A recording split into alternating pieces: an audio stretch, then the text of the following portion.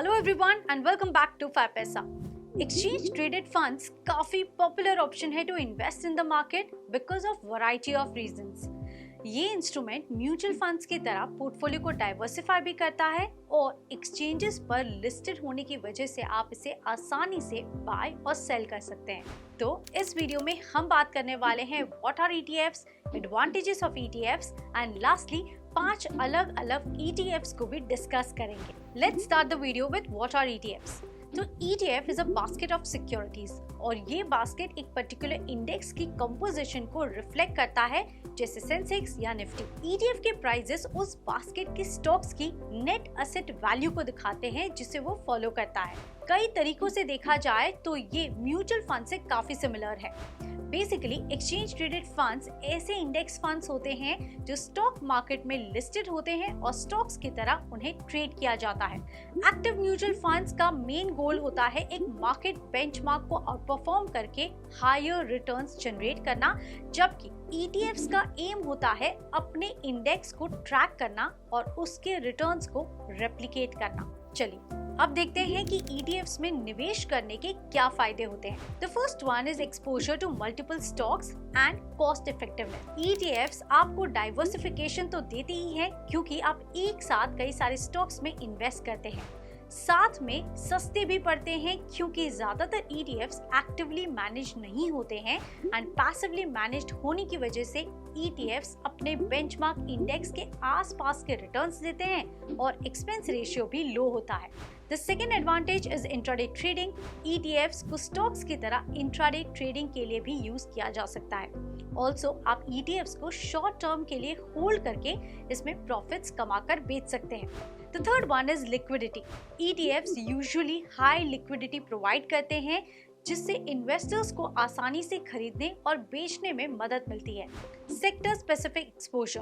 ETFs आपको specific sector या industry में इन्वेस्ट करने के मौके देते हैं जिससे आप अपने इन्वेस्टमेंट स्ट्रैटेजी को कस्टमाइज कर सकते हैं। Then comes transparency. ETFs की होल्डिंग्स रेगुलरली डिस्क्लोज होती रहती हैं जिससे इन्वेस्टर्स को ये पता लग जाता है कि उनका पैसा कहाँ लगाया गया है एंड हाउ मच। चलिए अब 5 अलग अलग ETFs को भी डिस्कस कर लेते हैं।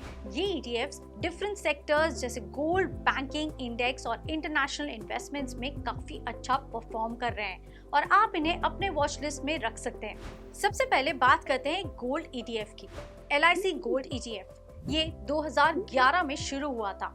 ये ETF लगभग अपना 99% पैसा गोल्ड में निवेश करता है। इस फंड का मेजर एम है कि वो गोल्ड के रिटर्न्स को क्लोजली ट्रैक करे और सिमिलर रिटर्न्स जनरेट करे। इस ETF की पास्ट परफॉर्मेंस पर नजर करें तो इस ETF ने पिछले 5 सालों में लगभग 13% का रिटर्न दिया है और पिछले 3 सालों में लगभग 4.18% के रिटर्न्स दिए हैं। फंड का AUM करीब 107.2 करोड़ रुपीस है। इस फंड का NAV 5281.4 है। Second one on our list is Kotak Nifty PSU bank ETF।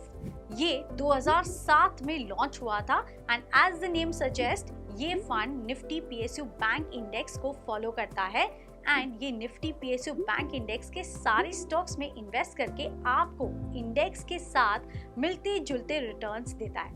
इस ETF की पास्ट परफॉर्मेंस देखें तो इस ETF ने पिछले 5 सालों में करीब 14% का रिटर्न और पिछले 3 सालों में 61% के शानदार रिटर्न दिए हैं।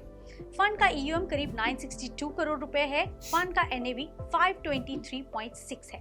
The third one is Kotak Nifty mid cap 50 ETF growth. इसकी शुरुआत 2022 में हुई थी। इस स्कीम का मेन ऑब्जेक्टिव है निफ्टी मिड कैप 50 इंडेक्स के रिटर्न्स को रेप्लिकेट करना। इसकी पास्ट परफॉर्मेंस देखें तो इसने पिछले 1 साल में लगभग 40% तक के रिटर्न्स दिए। फंड का AUM करीब 15.72 करोड़ है। फंड का NAV 117.2 है।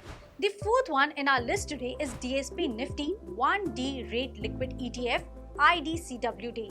ये ETF 2018 में लॉन्च हुआ था। इस स्कीम का मेजर गोल है शॉर्ट टर्म मनी मार्केट में पैसा लगाकर आपके लिए रिटर्न्स जनरेट करने का। The objective is to generate current income with low risk. ये ETF मेनली ओवरनाइट इंस्ट्रूमेंट्स और collateralised borrowing and lending obligation that is CBLO के थ्रू रिटर्न्स जनरेट करता है। इसका मेजर एडवांटेज ये है कि ये short term and intraday trading के लिए सूटेबल ऑप्शन है और इसमें लिक्विडिटी काफी अच्छी होती है। अब इस ETF की पास्ट परफॉर्मेंस की बात करें तो इसने पिछले 5 साल में 4% का रिटर्न दिया है। फंड का AUM करीब 715 करोड़ रुपीस का है और फंड का NAV 1000 का है।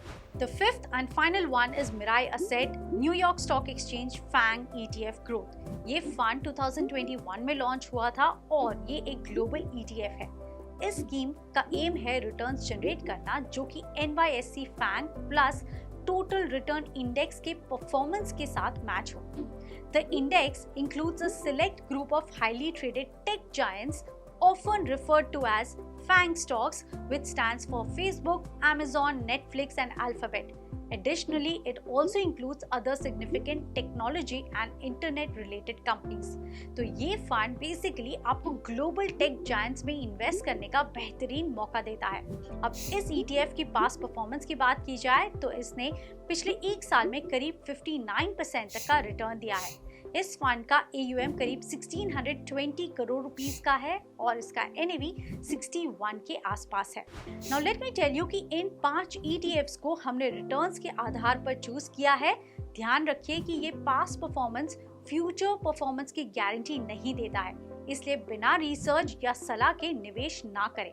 निवेश करते समय आप ETFs की लिक्विडिटी को जरूर चेक कर लीजिएगा ताकि आपको ये पता लग जाए कि जरूरत पड़ने पर आप उसे आसानी से और सही कीमत पर बेच पाएंगे या फिर नहीं। So that's all from my side. Part 2 के लिए कमेंट जरूर करें और वीडियो अच्छी लगी हो तो लाइक और शेयर करें एंड ऐसे वीडियोस के लिए हमारी 5 पैसा के चैनल को सब्सक्राइब करना बिल्कुल ना भूलें। See you in our next video.